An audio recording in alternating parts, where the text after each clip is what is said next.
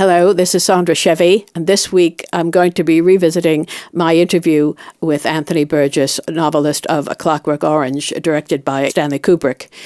I interviewed Mr. Burgess for the WMCA radio program I was doing as a one-off, and had reviewed the film for Show magazine. There were two lines that I must quote because they stick out in my mind as two of the best lines I've ever come up with about the novel and about the Kubrick film. One is the Auschwitz of everyday life, and the second is the whims and fancies of fashion fascism, which I think might have given rise to Joan Rivers' The Fashion Police. I think you should just listen to Mr. Burgess and his defense of the novel and of the scenario.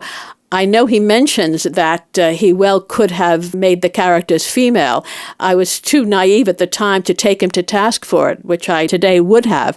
With women, it's a whole other gestalt. Women have a whole other thing going on with us as a sex. So I don't think it would have worked with women. And I think essentially then he dodged the question or questions of the interview.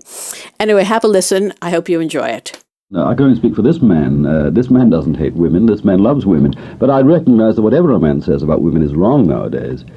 If I love women, if I say I love women, it's supposed to sound as though I love women like oranges or like beefsteaks or like cream puffs. This is not it. I mean, a woman is a complementary part of myself. I can't live without a woman. Then why in A Clockwork Orange do we see a continual abound of women being raped and murdered and beaten and bruised and battered, etc.? Because this is part of the totally antisocial pattern that the young thugs in the film portray. They're nasty to everybody, except to animals. They're nasty. We don't see any animals, but they're nasty to men and to women alike. They make no real distinction. Well, I think, no, there was certainly the camaraderie among the thugs, except for the one time when Alex, when he wanted to assert his, his domination over the group, pushed his friend into the water and beat him up.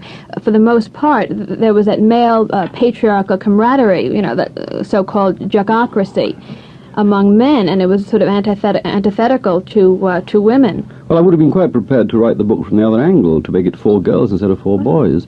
But I was limited by my own sex, by my own knowledge of what goes on in the adolescent female mind.